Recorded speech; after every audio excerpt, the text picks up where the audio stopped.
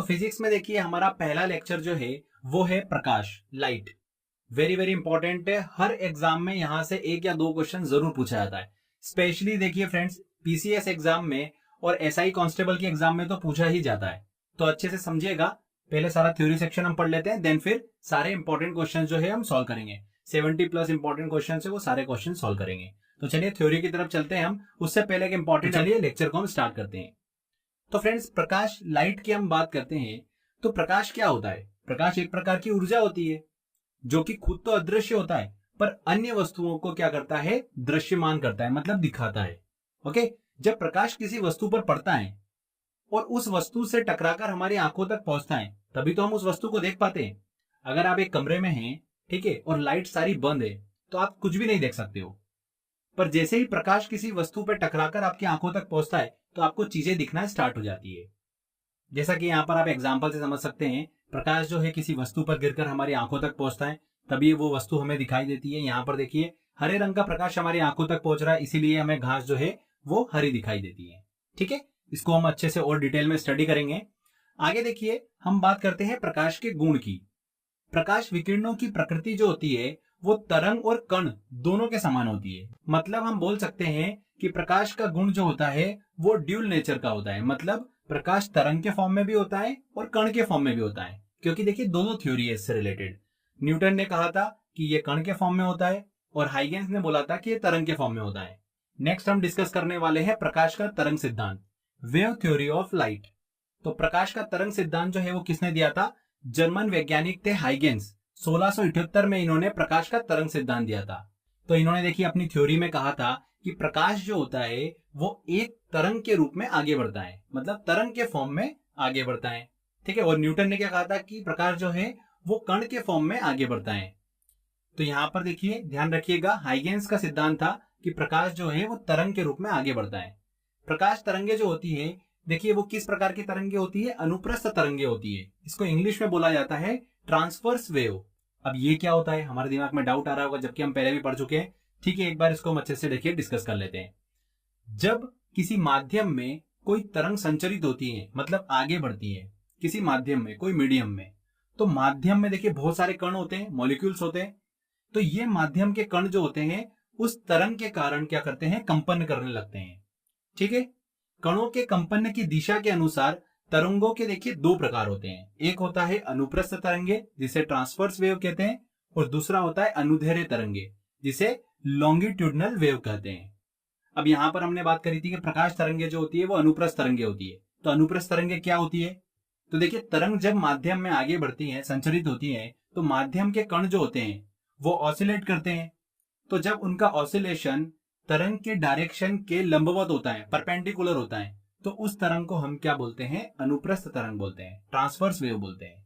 Clear? तो प्रकाश की प्रवृत्ति भी वही होती है, ये हाइगेंस ने कहा था। ठीक है फ्रेंड्स, तो प्रकाश तरंगे जो होती है वो अनुप्रस्थ तरंगे होती है। और अनुदैर्ध्य तरंगे, लॉन्गिट्यूडनल वेव क्या होती है? जब माध्यम के कण तरंग के डायरेक्शन में देखिए गति करते हैं, कंपन करते हैं, तब उसे हम क्या बोलते हैं? अनुदैर्ध्य तरंगे बोलते हैं। तो ये तो चलो एक यहाँ पर बेसिक कॉन्सेप्ट था, आई होप आपको क्लियर हुआ होगा। बस इतना ध्यान रखिएगा कि प्रकाश तरंगे जो होती है वो अनुप्रस्थ तरंगे होती है। हम एक एक चीजों को देखिए डिटेल में स्टडी करते जा रहे हैं, क्योंकि कोई भी डाउट हमारा नहीं रहना चाहिए। आगे देखिए, प्रकाश जो होता है उसे देखिए संचरित होने के लिए, आगे बढ़ने के लिए किसी भी माध्यम की आवश्यकता नहीं होती है, कोई भी मीडियम की रिक्वायरमेंट नहीं होती है। और प्रकाश जो होता है वो हमेशा सीधी रेखा में चलता हुआ प्रतीत होता है, क्योंकि प्रकाश की वेवलेंथ जो होती है, जो तरंगदैर्घ्य होती है, वो बहुत ही छोटी होती है। अब यहाँ पर तरंगदैर्घ्य आपके दिमाग में अगर डाउट आ रहा है तो बहुत छोटा सा कॉन्सेप्ट है इसका, कि किसी तरंग का जो कण होता है वो एक चक्कर पूरा करने में जितनी दूरी तय करता है उसे देखिए उस वेव की क्या कहते हैं? तरंगदैर्घ्य कहते हैं। यहाँ पर देखिए तरंग का एक कण है, इसे देखिए एक चक्कर पूरा करने में ये जो दूरी तय करी इसने, ये क्या कहलाती है? इसकी वेवलेंथ कहलाती है। ठीक है, तो ध्यान रखिएगा, प्रकाश सीधी रेखा में चलता हुआ प्रतीत होता है क्योंकि इसकी प्रकाश की वेवलेंथ बहुत ही कम होती है। साथ ही फ्रेंड्स, प्रकाश जो है देखिए ये वैक्यूम मतलब निर्वात में भी गति कर लेता है, और प्रकाश का वेग सबसे ज्यादा जो होता है वो वैक्यूम में ही होता है, निर्वात में ही होता है। निर्वात का मतलब ऐसा स्थान जहां पर वायु नहीं है। प्रकाश का रंग जो होता है वो इसके वेवलेंथ से निर्धारित होता है। ठीक है ना, जिसकी वेवलेंथ कम है उसका प्रकाश का रंग अलग होगा, जिसकी वेवलेंथ ज्यादा है उस प्रकाश का रंग अलग होगा। तो वेवलेंथ से देखिए प्रकाश का रंग जो है वो निर्धारित होता है। ये रिलेशन आपको पता होना चाहिए। आगे बात करते हैं देखिए हम प्रकाश की चाल की, स्पीड ऑफ लाइट। तो भिन्न भिन्न माध्यमों में, अलग अलग मीडियमों में प्रकाश की चाल जो होती है, वेग जो होता है वो अलग अलग होता है। वायु तथा निर्वात में प्रकाश की चाल सर्वाधिक होती है, जैसा कि हमने डिस्कस करा। इसकी चाल जो है ये माध्यम के अपवर्तनांक पर निर्भर करती है। मतलब देखिए अपवर्तनांक को बोलते हैं रिफ्लेक्टिव इंडेक्स, इसको भी हम डिस्कस कर लेंगे। जिस माध्यम का अपवर्तनांक जितना अधिक होगा उसमें प्रकाश की चाल जो होगी वो उतनी ही कम होगी। यहाँ पर देखिए दोनों का इनवर्स रिलेशन होता है, रिफ्लेक्टिव इंडेक्स अपवर्तनांक और प्रकाश की चाल का। ठीक है, अब अपवर्तनांक हमने बात करी क्या होता है, इसको समझ लेते हैं। अपवर्तनांक जो होता है किसी भी माध्यम, कोई भी मीडियम का वह गुण होता है, एक वो संख्या होती है जिसके आधार पर यह पता चलता है कि उस माध्यम में, उस मीडियम में प्रकाश किस वेग से गति करेगा। यह होता है किसी भी माध्यम का रिफ्लेक्टिव इंडेक्स। अब अलग अलग माध्यमों का देखिए अपवर्तनांक जो होता है, रिफ्लेक्टिव इंडेक्स जो होता है वो अलग अलग होता है। तो आप बस देखिए मेन ध्यान रखिएगा। निर्वात में प्रकाश की चाल सबसे ज्यादा होती है 3 × 10⁸ मीटर पर सेकेंड। उसके बाद देखिए सेकंड नंबर पर आता है पानी। पानी भी एक माध्यम है, तो पानी के अंदर प्रकाश की चाल जो होती है वो 2.25 × 10⁸ मीटर पर सेकेंड। उसके बाद तीसरे नंबर पर आता है कांच। यहां पर देखिए कांच में प्रकाश की स्पीड क्या होती है 2 × 10⁸ मीटर पर सेकेंड। क्लियर, बहुत ही माइनर डिफरेंस है। इसके बाद हीरे का नंबर आता है, बट आप ये तीन चीजें जरूर आप ध्यान रखिएगा। पहले नंबर पर निर्वात, सेकंड नंबर पर पानी और तीसरे नंबर पर कांच। ठीक है, तो क्लियर हुआ। अब बात करते हैं हम प्रकाश के परावर्तन की, reflection of light. Very very important है। देखिए लाइट का किसी सतह से टकराकर उसी माध्यम में वापस लौट जाना, यही क्या कहलाता है, प्रकाश का परावर्तन कहलाता है, मतलब रिफ्लेक्शन ऑफ लाइट कहलाता है। बहुत इंपॉर्टेंट है। प्रकाश का किसी सतह से टकराकर उसी माध्यम में वापस लौट जाना, यह क्या कहलाता है, प्रकाश का परावर्तन कहलाता है। वह प्रकाश किरण जो सतह से टकराती हैं उसे क्या बोलते हैं हम, इंसिडेंट रे बोलते हैं, आपतित किरण बोलते हैं। टकराकर देखिए उसी माध्यम में वापस चले जाना, इसे क्या बोलते हैं हम, रिफ्लेक्टेड रे बोलते हैं, मतलब परावर्तित किरण कहते हैं। यहां पर देखिए सेंटर में जो होता है ये नॉर्मल होता है, इसे अभिलंब कहते हैं हम। अब यहां पर देखिए आपतित किरण अभिलंब से जो कोण बनाती है उसे हम क्या बोलते हैं, आपतन कोण या फिर इंसिडेंस एंगल बोलते हैं। और जो अभिलंब से परावर्तित किरण कोण बनाती है उसे हम बोलते हैं परावर्तन कोण, रिफ्लेक्शन एंगल। ओके, अब परावर्तन के नियम में देखिए रूल ध्यान रखिएगा, आपतन कोण हमेशा परावर्तन कोण के बराबर होता है। इंसिडेंस एंगल जो है वो रिफ्लेक्शन एंगल के बिल्कुल बराबर होगा। ठीक है, मान लो कि आपतन कोण x डिग्री है तो परावर्तन कोण भी x डिग्री होगा। आपतन कोण परावर्तन कोण के हमेशा बराबर होता है। और सेकंड, आपतित किरण, आपतन बिंदु, अभिलंब और परावर्तित किरण एक ही तल में स्थित होते हैं। तो ये दो बेसिक रूल है, ध्यान रखिएगा। यहां पर देखिए एग्जाम में क्वेश्चन बहुत पूछते हैं, स्पेशली एसआई में, प्रकाश के परावर्तन से। इसके बाद देखिए हम बात करते हैं प्रकाश के अपवर्तन की, रिफ्रैक्शन ऑफ लाइट। क्या होता है ये, जब प्रकाश एक माध्यम से दूसरे माध्यम में जाता है तो उसके डायरेक्शन में कुछ परिवर्तन हो जाता है। इसी घटना को हम क्या बोलते हैं, रिफ्रैक्शन ऑफ लाइट कहते हैं। ठीक है, प्रकाश एक माध्यम से दूसरे माध्यम में जाता है तब उसके डायरेक्शन में कुछ देखिए परिवर्तन हो जाता है, कुछ चेंज आ जाता है। इसी घटना को हम क्या बोलते हैं, रिफ्रैक्शन ऑफ लाइट बोलते हैं।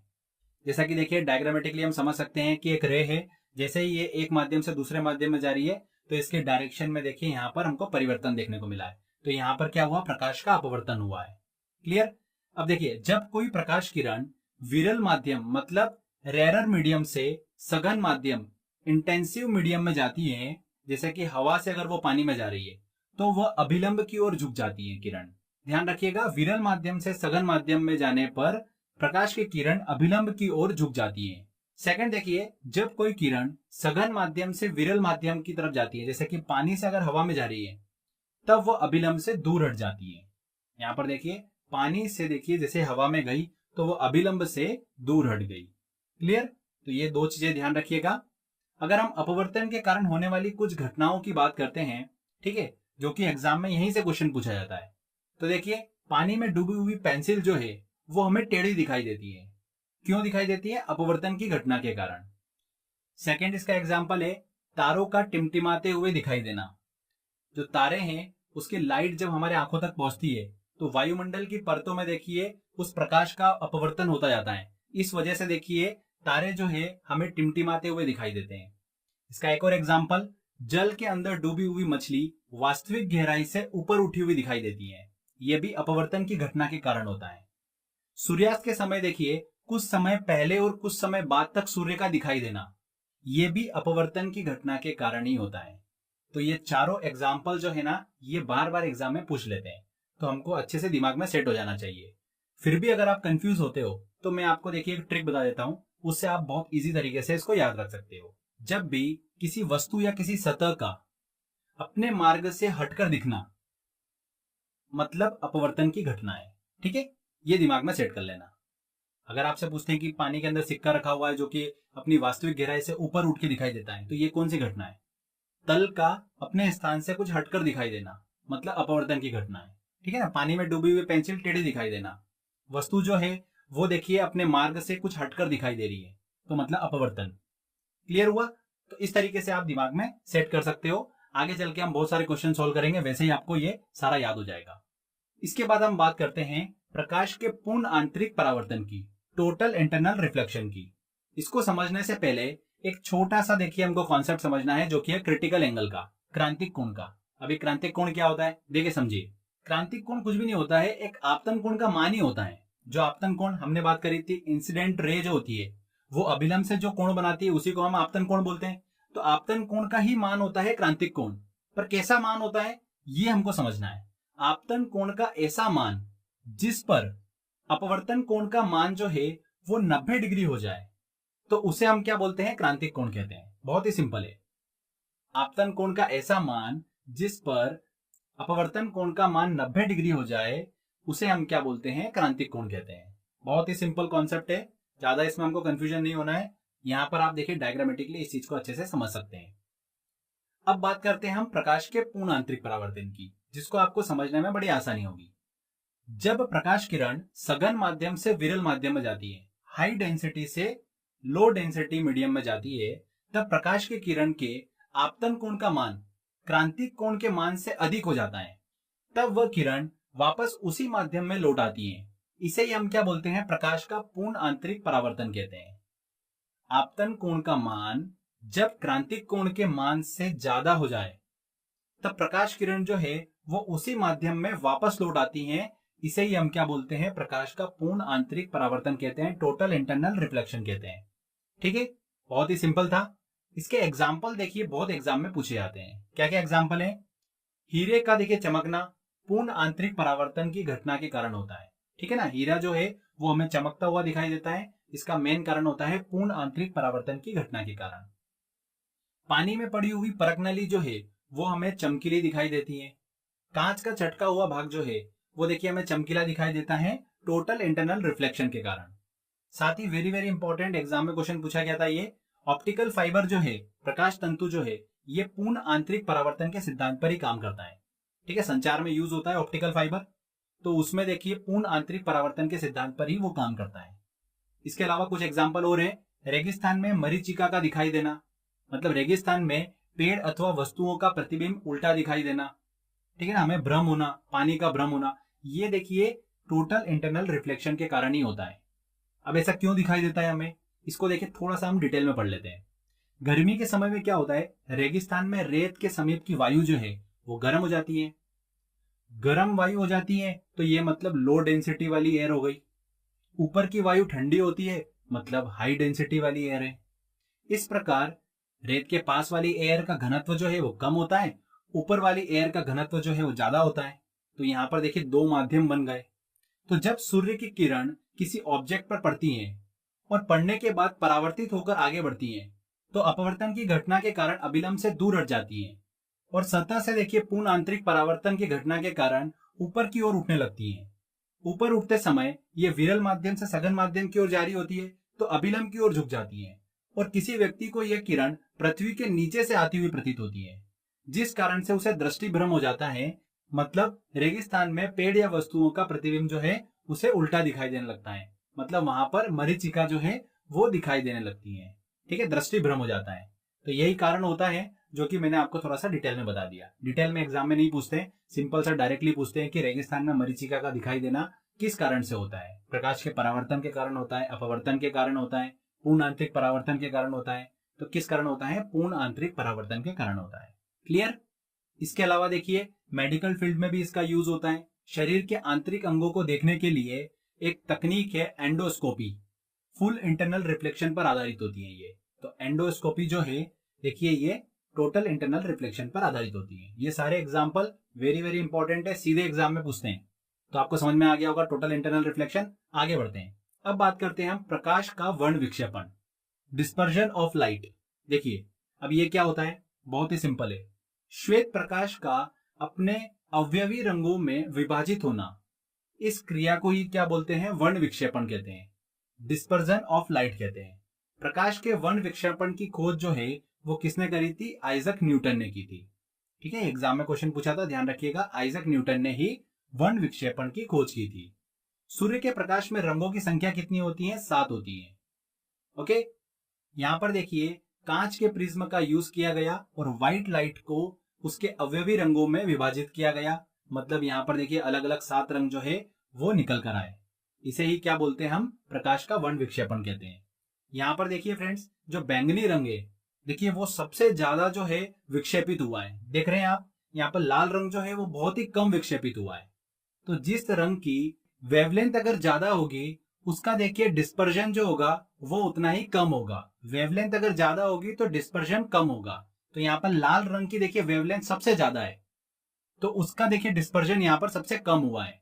जबकि यहाँ पर बैंगनी रंग जो है, ठीक है, उसकी वेवलेंथ सबसे कम है, इसीलिए बैंगनी रंग का डिस्पर्जन जो है वो सबसे ज्यादा हुआ है, जैसा कि आप देख सकते हैं।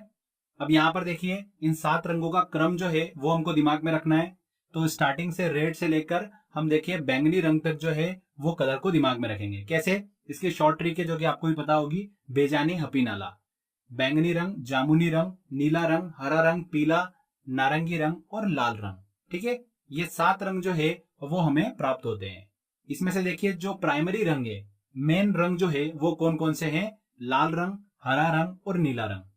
ये प्राथमिक देखिए रंग जो है ये एग्जाम में पूछे जाते हैं, ध्यान रखिएगा। लाल, हरा और नीला, ये 3 जो है ये मेन रंग है।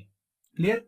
ये चीज जरूर ध्यान रखिएगा कि किस रंग का देखिए डिस्पर्जन सबसे ज्यादा हो रहा है और किस रंग का डिस्पर्जन जो है वो सबसे कम हो रहा है। सबसे कम हो रहा है रेड का और सबसे ज्यादा हो रहा है वायलेट का, बैंगनी रंग का। क्लियर? इसका देखिए एक एग्जाम्पल वेरी वेरी इंपॉर्टेंट, इंद्रधनुष, रेनबो। बारिश होने के बाद प्रकाश के परावर्तन, अपवर्तन, पूर्ण आंतरिक परावर्तन और वर्ण विक्षेपण के कारण आकाश में बनी अर्धचंद्राकार आकृति क्या कहलाती है? इंद्रधनुष कहलाती है। इंद्रधनुष में परावर्तन, पूर्ण आंतरिक परावर्तन और अपवर्तन, ये तीनों घटनाएं जो है वो होती है। ध्यान रखिएगा, दोपहर 12 बजे इंद्रधनुष नहीं दिखाई देता है और हमेशा सूर्य के विपरीत दिखाई देता है इंद्रधनुष। एग्जाम में क्वेश्चन पूछ ले कि इंद्रधनुष जो है वो सूर्य की तरफ दिखाई देता है कि सूर्य से विपरीत दिखाई देता है, किस डायरेक्शन में दिखाई देता है? तो ध्यान रखिएगा सूर्य के विपरीत दिखाई देता है हमेशा इंद्रधनुष। अब इंद्रधनुष जो है वो 2 प्रकार का होता है, एक होता है प्राथमिक इंद्रधनुष और दूसरा होता है द्वितीयक इंद्रधनुष, प्राइमरी रेनबो और सेकेंडरी रेनबो। प्राइमरी रेनबो जो है इसमें देखिए 2 बार अपवर्तन और 1 बार परावर्तन होता है और इस इंद्रधनुष में लाल रंग जो है वो बाहर की ओर होता है और बैंगनी रंग जो है वो अंदर की ओर होता है, जैसा कि आप देख सकते हैं। इसको कैसे याद रखेंगे? बहुत ही सिंपल है। प्राइमरी रेनबो देखिए P और R को हमको लेना है। पहला रेड रंग होगा, पहला रेड रंग होगा, मतलब सबसे बाहर वाला जो है ये कौन सा रंग होगा? रेड होगा। ठीक है, अगर ऐसा एग्जाम में क्वेश्चन पूछ ले कि प्राथमिक इंद्रधनुष में बाहर का जो रंग होता है वो कौन सा होता है, तो बहुत ही सिंपल है, प्राइमरी रेनबो। आपको ऐसा लिखना है PR, पहला जो रंग होगा वो R होगा, ऊपर से आपको अंदर की तरफ आना है। और अगर देखिए बाहर की तरफ, मतलब पहला अगर लाल है तो अंदर की तरफ में होगा बैंगनी। सेकेंडरी रेनबो की बात करते हैं तो इस इंद्रधनुष में 2 बार अपवर्तन होता है, ठीक है, और 2 बार परावर्तन होता है। सेकेंडरी है तो हर घटनाएं 2-2 बार होगी, ऐसे दिमाग में आप सेट कर सकते हैं। इसमें बाहर की ओर बैंगनी रंग और अंदर की ओर लाल रंग होता है। तो देखिए बहुत ही सिंपल ट्रिक है इसकी भी। सेकेंड रेनबो, तो देखिए यहाँ पर S सेकंड नंबर पर होगा रेड रंग। अब आपको इसको देखिए ऐसे देखना है कि बाहर और अंदर, अंदर को हमने दिया है देखिए सेकंड नंबर, और जो बाहर है उसको दिया है हमने 1 नंबर, ठीक है, पहला नंबर उसको दिया है। तो सेकंड नंबर मतलब हो गया सबसे अंदर की तरफ, कौन सा रंग होगा, रेड रंग होगा। तो ऐसे दिमाग में रख सकते हैं आप कि सेकेंडरी रेनबो में सबसे अंदर की तरफ होता है रेड रंग और सबसे बाहर होता है बैंगनी रंग। क्लियर। इंद्रधनुष के मध्य में देखिए कौन सा रंग होता है, हरा रंग होता है। ये चीज भी आप ध्यान रखिएगा। तो ये देखिए हमने छोटा सा टॉपिक था इंद्रधनुष वाला, ये भी क्लियर कर लिया। आगे बढ़ते हैं, अब बात करते हैं हम प्रकाश के प्रकीर्णन की, स्कैटरिंग ऑफ लाइट। यहां से भी बहुत क्वेश्चंस एग्जाम में बनते हैं। तो क्या होता है स्कैटरिंग ऑफ लाइट? जब प्रकाश धूल कणों के कारण सभी दिशाओं में फैल जाता है, ठीक है, जब प्रकाश धूल कणों के कारण, वातावरण में बहुत सारे धूल कण हैं, उसके कारण अलग अलग दिशाओं में फैल जाता है, वही क्या होता है, प्रकाश का प्रकीर्णन मतलब स्कैटरिंग ऑफ लाइट होता है। क्लियर। यहां पर आप डायग्राम में देख सकते हैं कि सनलाइट आ रही है, वातावरण में उपस्थित धूल कणों से देखिए टकराकर लाइट जो है वो फैल जाती है। प्रकाश के प्रकीर्णन के उदाहरण हम देख लेते हैं, एग्जाम्पल देख लेते हैं। तो आकाश का नीला दिखाई देना, सूर्य के उगते और डूबते समय लाल दिखाई देना, समुद्र के पानी का नीला दिखाई देना, ये सब एग्जाम्पल है देखिए प्रकाश के प्रकीर्णन की। जब भी कलर का फैलना एग्जाम्पल में आए, कलर फैल रहा है, तो सीधे देख लेना कि भैया ये प्रकाश का प्रकीर्णन का एग्जाम्पल है। आपको दिमाग लगाना ही नहीं है उसके अंदर। आकाश का नीला दिखाई देना मतलब यहाँ पर नीला क्यों दिखाई दे रहा है, क्योंकि कलर फैल गया, नीला कलर, ऐसे आपको दिमाग में चलना चाहिए। सूर्य के उगते और डूबते समय लाल दिखाई देना मतलब कलर की बात हो रही है, कलर फैल गया। समुद्र के पानी का नीला दिखाई देना, यहां पर भी नीला कलर जो है वो फैल गया, तो मतलब प्रकाश का प्रकीर्णन। ठीक है। सतह का या वस्तु का ऊपर नीचे दिखाई देना, अपवर्तन की घटना। और जहां पर कलर के चमत्कार की बात हो कि कलर फैल गया है, वहां पर प्रकाश का प्रकीर्णन। बच्चे अक्सर कंफ्यूज होते हैं, तो इसलिए देखिए मैंने आपको ये अच्छे से बता दिया। आगे बात करते हैं अब हम प्रकाश के विवर्तन की। इसको बोलते हैं डिफ्रैक्शन ऑफ लाइट।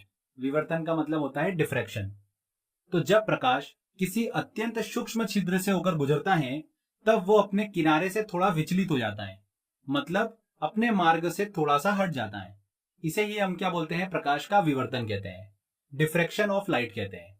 ओके, जैसा कि यहाँ देख सकते हैं आप कि एक देखिए लाइट सोर्स है, यहां से प्रकाश किरण निकली, ये एक पर्दा है, इसमें एक छोटा सा छिद्र है, यहां पर पहुंचा तो प्रकाश जो है वो देखिए अपने मार्ग से थोड़ा सा विचलित हो गया। इसे ही हम क्या बोलते हैं, प्रकाश का विवर्तन कहते हैं, डिफ्रैक्शन ऑफ लाइट कहते हैं। प्रकाश का विवर्तन जो है वो अवरोध के आकार पर निर्भर करता है। आकार जितना छोटा होगा, विवर्तन मतलब डिफ्रैक्शन उतना ही ज्यादा होगा। ठीक है फ्रेंड्स, तो ये होता है प्रकाश का विवर्तन। बहुत ही सिंपल सा कॉन्सेप्ट था। चलिए आगे बात करते हैं अब हम प्रकाश के व्यतिकरण की, जिसमें बच्चे सबसे ज्यादा कंफ्यूज होते हैं, और इसको हम सबसे सिंपल तरीके से समझेंगे। इंटरफेरेंस ऑफ लाइट, प्रकाश का व्यतिकरण क्या होता है, ये बहुत ही सिंपल है। जब समान आवृत्ति मतलब फ्रीक्वेंसी और आयाम मतलब एम्पलीट्यूड, एम्पलीट्यूड आपको पता ही होगा, अगर नहीं पता है तो छोटा सा समझ लीजिए। ये तरंग है, तो इस तरंग का देखिए अपने मेन सतह से जितना सबसे ज्यादा विक्षेपण होता है, यही क्या होता है, इसका एम्पलीट्यूड होता है। ठीक है। तो जब समान आवृत्ति और आयाम मतलब एम्पलीट्यूड की दो तरंगे समान दिशा में आगे बढ़ती हैं, तब उनके अध्यारोपण मतलब इम्पोजिशन के बाद माध्यम के कुछ बिंदुओं पर प्रकाश की तीव्रता अधिकतम और कुछ बिंदुओं पर न्यूनतम या फिर शून्य पाई जाती है। इसी घटना को हम क्या बोलते हैं, प्रकाश का व्यतिकरण कहते हैं। सर कुछ भी समझ में नहीं आया, ये तो हो गई बुकिश लैंग्वेज। अब इसको हम समझेंगे, देखिए थोड़ा दिमाग से। देखिए एग्जाम्पल से समझिए। ये एक तरंग है जो कि किसी माध्यम से होकर जा रही है, और जब भी तरंग माध्यम में होकर जाती है तो माध्यम के कणों को क्या करती है, ऑसिलेट करती है, जो कि तरंग का व्यवहार होता है। अब देखिए किसी समय एक वेव जो है कुछ इस तरीके से है और दूसरी वेव कुछ इस तरीके से है। ये दोनों सेम डायरेक्शन में जा रही थी, सेम आवृत्ति और एम्पलीट्यूड वाली तरंगे, इन दोनों का अध्यारोपण हुआ, इम्पोजिशन हुआ, तो कुछ ऐसी सिचुएशन बनी है ना। ये पहली तरंग, ये दूसरी तरंग। अब यहां पर देखिए फ्रेंड्स, यहां पर इस बिंदु पर इस सेंटर पर जो मॉलिक्यूल है, उसे जो ऊपर वाली तरंग दिख रही है आपको, ये अपनी ओर खींचेगी, और नीचे वाली जो तरंग है ये अपनी ओर खींचेगी। तो यहां पर नेट फोर्स जो है वो हो गया 0, मतलब इस बिंदु पर प्रकाश की तीव्रता जो है वो 0 हो गई या फिर सबसे न्यूनतम हो गई। ओके। अब एक और कंडीशन देखो, किसी समय एक वेव कुछ इस तरीके से है और दूसरी वेव कुछ इस तरीके से है, ठीक है। तो अब यहां पर जो मॉलिक्यूल है, मतलब माध्यम का जो कण है, बिंदु है, देखिए ये ऊपर की ओर खिंचाएगा और देखिए दोनों वेव जो है ये इसको ऊपर की तरफ खींचेगी। तो इस पॉइंट पर प्रकाश की तीव्रता जो है वो सबसे ज्यादा हो जाएगी, अधिकतम हो जाएगी। तो यही तो डेफिनेशन थी, ध्यान से पढ़िए। दो तरंगे जिनकी आवृत्ति और आयाम मतलब एम्पलीट्यूड जो है वो सेम है, उनका अध्यारोपण हुआ। अध्यारोपण के बाद में कुछ बिंदुओं पर प्रकाश की तीव्रता अधिकतम हो गई और कुछ बिंदुओं पर प्रकाश की तीव्रता न्यूनतम हो गई या फिर शून्य हो गई। इस घटना को ही तो प्रकाश का व्यतिकरण मतलब इंटरफेरेंस ऑफ लाइट कहते हैं, ठीक है ना। यहाँ पर पहले वाले केस में हमने बात करी थी, नेट फोर्स जो था वो 0 हो गया, प्रकाश की तीव्रता शून्य या फिर न्यूनतम हो गई। तो इसे हम क्या बोलेंगे, विनाशी व्यतिकरण, डिस्ट्रक्टिव इंटरफेरेंस बोलेंगे। एक दूसरे के असर को डिस्ट्रैक्ट कर देना, इसे ही हम क्या बोलेंगे, डिस्ट्रक्टिव इंटरफेरेंस बोलेंगे, विनाशी व्यतिकरण बोलेंगे। इसी के साथ देखिए दूसरे केस में यहां पर नेट फोर्स जो था वो बढ़ गया, प्रकाश की तीव्रता अधिकतम हो गई, इसे क्या बोलेंगे, कंस्ट्रक्टिव इंटरफेरेंस बोलेंगे, संपोषी व्यतिकरण इसे कहा जाता है, ठीक है। तो आपको क्लियर हुआ होगा अच्छे से। देखिए फ्रेंड, इसको हम ऐसे एग्जांपल से ले सकते हैं। अब ये घटना कब होती है, देखो ऐसे समझ सकते हैं कि पानी है, पानी के अंदर आपने 2 पत्थर डाले, तो यहां पर देखिए वेव्स बनी, ठीक है। माध्यम में आपने क्या करा, सेम स्पीड से और सेम पत्थर की साइज ली और बिल्कुल बराबर आपने इसको ड्रॉप कर दिया पानी के अंदर, तो यहां पर वेव बनी। ये दोनों वेव जब एक दूसरे पे अध्यारोपित होती हैं तो किसी बिंदु पर तरंग की इंटेंसिटी, तीव्रता जो होती है वो अधिक होगी और किसी बिंदु पर कम होगी। प्रकाश का व्यतिकरण इसे ही कहा जाता है। इसके एग्जाम्पल देखिए, जल की सतह पर फैली हुई तेल की बूंद का सूर्य के प्रकाश में रंगीन दिखाई देना, या साबुन के बुलबुलों का रंगीन दिखाई देना, प्रकाश के व्यतिकरण मतलब इंटरफेरेंस ऑफ लाइट के एग्जाम्पल है। एग्जाम में देखिए पूछा जाता है। देखिए चाहते तो अगर हम डायरेक्टली एग्जाम्पल ही समझ सकते थे, ये प्रकाश का व्यतिकरण क्या होता है समझने की जरूरत नहीं थी, बट होता क्या है ना कि आप पढ़ रहे हो तो इसको अच्छा सा थोड़ा सा डीप में नॉलेज लेकर पढ़ेंगे तो काफी मजा आएगा। साइंस सब्जेक्ट ही कुछ ऐसा है, जब तक अगर हम इसको देखें इंटरेस्ट से और अच्छे से समझ के नहीं पढ़ेंगे तब तक मजा भी नहीं आएगा। तो आई होप आपको ये समझ में आया होगा प्रकाश का व्यतिकरण, इंटरफेरेंस ऑफ लाइट किसे कहा जाता है। आगे बात करते हैं फ्रेंड्स अब हम मानव नेत्र की, ह्यूमन आई। छोटे छोटे टॉपिक है इसके अंदर, सभी टॉपिक को हम अच्छे से कंप्लीट कर रहे हैं। मानव नेत्र के देखिए कुछ इंपॉर्टेंट भाग हैं जिनसे एग्जाम में क्वेश्चंस पूछे जाते हैं, इनको हम कवर कर लेते हैं। बहुत ही सिंपल है, देखिए एक एक करके ध्यान से सुनते जाइएगा। सबसे पहला है दृष्टपटल, जिसे स्क्लेरा बोला जाता है। हमारी आंख जो है ये देखिए बाहर से कठोर अपारदर्शी झिल्ली से घिरी होती है, इसे ही हम क्या बोलते हैं, दृष्टपटल कहते हैं। जैसा कि आप देख सकते हैं यहाँ पर, ये बाहर जो देखिए कठोर अपारदर्शी झिल्ली है, इसे क्या बोला जाता है, दृष्टपटल बोला जाता है। इसके बाद सेकंड नंबर पर आता है देखिए कॉर्निया। दृष्टपटल का जो उभरा हुआ भाग देख सकते हैं आप आगे की तरफ, यही क्या कहलाता है, कॉर्निया कहलाता है। नेत्रदान जो हम करते हैं उस समय देखिए इसी का दान जो है वो किया जाता है, ओके। इसके बाद देखिए तीसरा इंपॉर्टेंट भाग आता है इसका, आइरिस। कॉर्निया के पीछे देखिए एक रंगीन अपारदर्शी पर्दा होता है जिसे हम क्या बोलते हैं, आइरिस कहते हैं। आइरिस जो है प्रकाश की मात्रा को नियंत्रित करता है कि हमारी आंख के अंदर प्रकाश की कितनी मात्रा जो है वो जाना चाहिए, उसको नियंत्रित करने का काम कौन करता है, आइरिस करता है। Very very important, directly exam में क्वेश्चन पूछते हैं। इसके बाद देखिए चौथा और सबसे मोस्ट इंपॉर्टेंट भाग है रेटिना। यहां से 10 बार एग्जाम में क्वेश्चन पूछा जा चुका है। आंख के सबसे भीतर एक पारदर्शी झिल्ली होती है जिसे क्या बोलते हैं, हम रेटिना बोलते हैं। यहाँ पर देखिए ये आपको जो झिल्ली दिख रही है यही क्या होती है, रेटिना होती है। मनुष्य की आंख में किसी वस्तु का जो प्रतिबिंब बनता है, इमेज जो बनती है, वो कहां पर बनती है, इस रेटिना में बनती है, ठीक है। एग्जाम में ऐसा पूछा जाता है कि मनुष्य की आंख में किसी वस्तु का प्रतिबिंब कहां पर बनता है, तो कहां पर बनता है, रेटिना में बनता है, ठीक है फ्रेंड्स। ध्यान रखिएगा एक और चीज कि मानव नेत्र में स्पष्ट दृष्टि की न्यूनतम दूरी जो है, किसी भी वस्तु को देखने के लिए स्पष्ट तरीके से न्यूनतम दूरी जो है वो कितनी होती है, 25 सेंटीमीटर होती है। कितनी होती है, 25 सेंटीमीटर। इसके बाद देखिए फ्रेंड्स, अगला हम सेक्शन कवर करते हैं दर्पण, मिरर का। यहां से भी बहुत एग्जाम में क्वेश्चन पूछे जाते हैं। देखिए दर्पण कैसे बनता है, जब कांच के दूसरी सतह को हम पॉलिश कर देते हैं, उस पर सिल्वर लैप कर देते हैं, तो देखिए वो क्या बन जाता है, ऐसी स्थिति में कांच जो है वो दर्पण कहलाता है, ओके।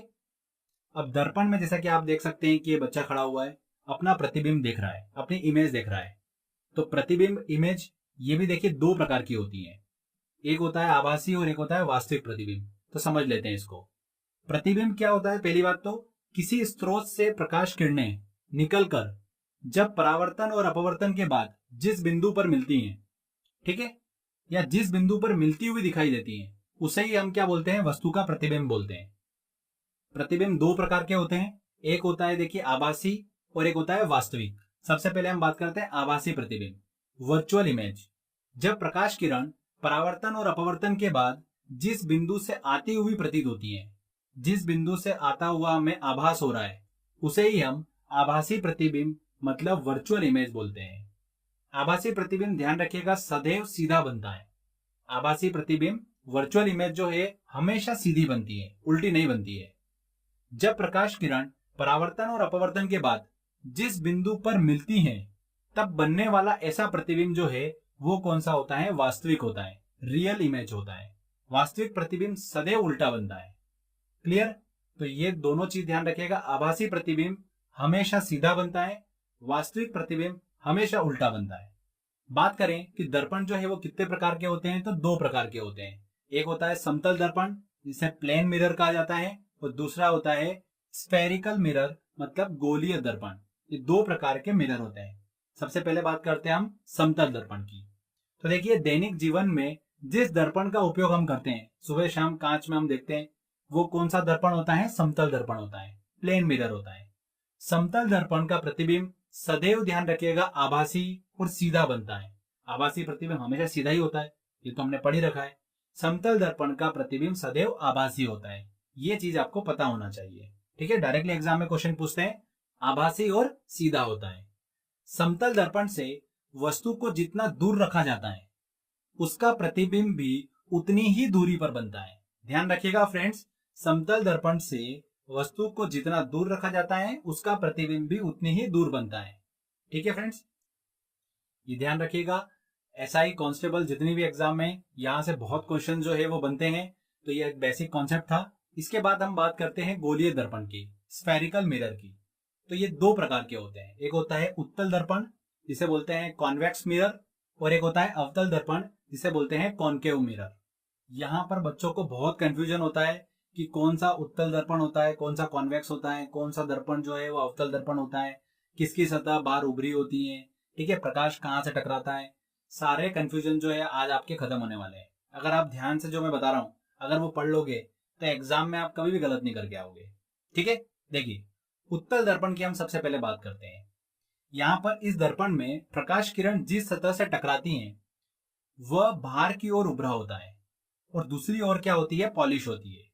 मतलब उभरी हुई सतह से प्रकाश टकराता है उत्तल दर्पण पर। ठीक है, अवतल दर्पण में क्या होता है?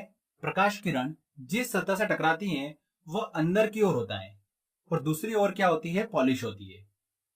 अब देखिए इसको याद रखने का, या आपको अगर एग्जाम में अगर डायग्राम भी बनाना है इसका, बहुत ही सिंपल तरीके से बना सकते हो आप बिना कंफ्यूजन के। अवतल दर्पण में आगे क्या आ रहा है? अ आ रहा है, ठीक है, और प्रकाश की किरण का अंदर टकराना, अंदर अ बनता है सबसे पहले। ठीक है, तो प्रकाश की किरण अंदर टकराती है अवतल में, उत्तल में नहीं, अवतल में। दोनों अ मैच करना चाहिए, वही सही होगा। ठीक है, तो अंदर टकराती है प्रकाश की किरण अवतल दर्पण में। तो आप इजीली देखिए इसका डायग्राम बना सकते हैं। वैसे ही देखिए उत्तल दर्पण में उभरी हुई ऊ आ रहा है, देखिए मैच कर रहा है उत्तल से। उभरे में देखिए ऊ आ रहा है और उत्तल में भी ऊ आ रहा है। तो इस तरीके से बड़ी आसानी से आपने पकड़ लिया, तो ये कंफ्यूजन खत्म हो गया। बिना किसी दिक्कत के आप डायग्राम जो है वो बना सकते हो, बहुत काम आएगा आपके ये। सेकेंड चीज, उत्तल दर्पण का प्रतिबिंब हमेशा ध्यान रखिएगा फ्रेंड्स आभासी होगा और छोटा होता है। अगर हम अवतल दर्पण की बात करें तो प्रतिबिंब आभासी और वास्तविक दोनों हो सकता है। वस्तु दर्पण से कितना दूर या कितनी पास है ये उस पर डिपेंड करता है। ठीक है, अभी तक तो देखिए हम आभासी आभासी पढ़ रहे थे।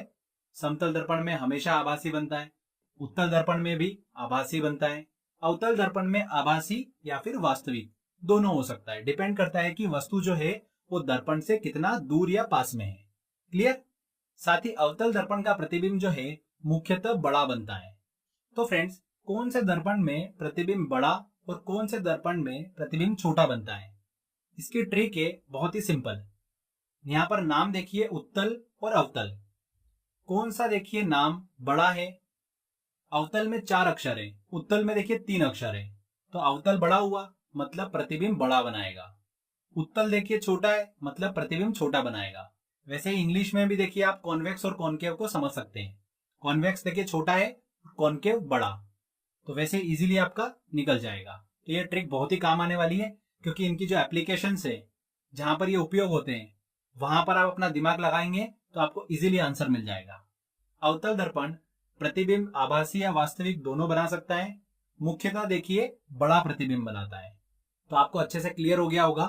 अब बात करते हैं इनके एप्लीकेशन मतलब उपयोग की। तो उत्तल दर्पण की बात करें, छोटा प्रतिबिंब बनाते हैं, इसीलिए इनको वाहनों के साइड मिरर में यूज किया जाता है। पीछे का जो ब्रॉड व्यू है वो हमें देखिए छोटे से एक ग्लास में दिखा दे, वहां पर उत्तल लेंस का यूज करेंगे। वहां पर अगर अवतल लेंस लगा लेंगे, ठीक है, कॉनकेव अगर मिरर लगा लेंगे तो छोटी सी चीज को बहुत बड़ा दिखा देगा, तो पीछे का पूरा व्यू हमको दिख ही नहीं पाएगा कभी भी। तो इसीलिए वाहनों के साइड मिरर में उत्तल दर्पण का उपयोग किया जाता है, कॉन्वेक्स मिरर का उपयोग किया जाता है। बहुत बार एग्जाम में ये क्वेश्चन पूछ लेते हैं। ठीक है, आप अगर देखिए इसको अगर बिना याद करे भी अगर एग्जाम में चले गए, सिर्फ एक बार आपने सुन रखा है, तो भी आप वहां से जो मैं आपको तरीका बता रहा हूं इस तरीके से आप आंसर जो है वो निकाल लोगे। इसके बाद हम बात करते हैं अवतल दर्पण की। तो चूंकि ये बड़ा प्रतिबिंब बनाता है, छोटी चीज को बड़ा दिखाने का काम करता है, तो नाक कान दांत की जांच में डॉक्टर द्वारा उपयोग किया जाने वाला जो दर्पण होता है वो कौन सा होता है? अवतल दर्पण होता है। दाढ़ी बनाने में जो दर्पण यूज करते हैं वो कौन सा? अवतल दर्पण। इसी प्रकार गाड़ियों के हेडलाइट में और टॉर्च में भी देखिए अवतल दर्पण का उपयोग किया जाता है। ये सारे एग्जाम्पल एग्जाम में बार बार रिपीट होते हैं, इसको अच्छे से दिमाग में फिट कर लीजिए।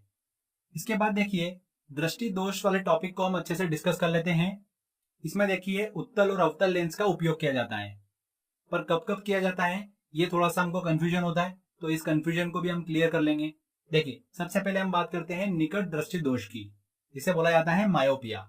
इसमें देखिए व्यक्ति पास की वस्तु तो अच्छे से देख लेता है पर दूर की वस्तु को अच्छे से नहीं देख पाता है, तो इसके उपचार के लिए अवतल लेंस का उपयोग किया जाता है।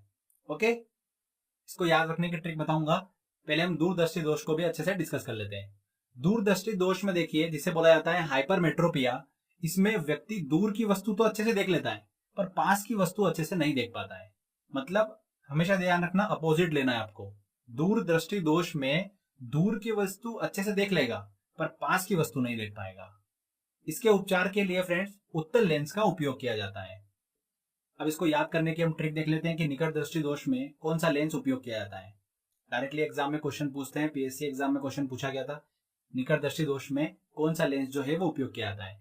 तो फ्रेंड्स देखिए यहाँ पर दो वर्ड है हमारे पास में, एक है निकट और एक है दूर। कौन सा देखिए शब्द बड़ा है? निकट बड़ा है कि दूर बड़ा है? निकट बड़ा है। और देखिए कौन सा अक्षर लेंस में बड़ा है?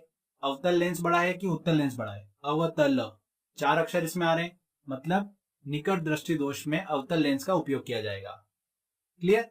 दूर जो है ये शब्द छोटा है, इसीलिए यहाँ पर छोटा लेंस, मतलब कहने का मतलब है उत्तल लेंस। यहाँ पर 3 अक्षर आ रहे हैं, उत्तल में 3 अक्षर आ रहे हैं। अवतल में देखिए कितने अक्षर आए थे? 4 अक्षर आए थे। तो ये शब्द बड़ा है तो बड़े शब्द से रिलेट करेगा। निकट बड़ा है, अवतल बड़ा है, तो आपस में देखिए कनेक्ट हो जाएंगे।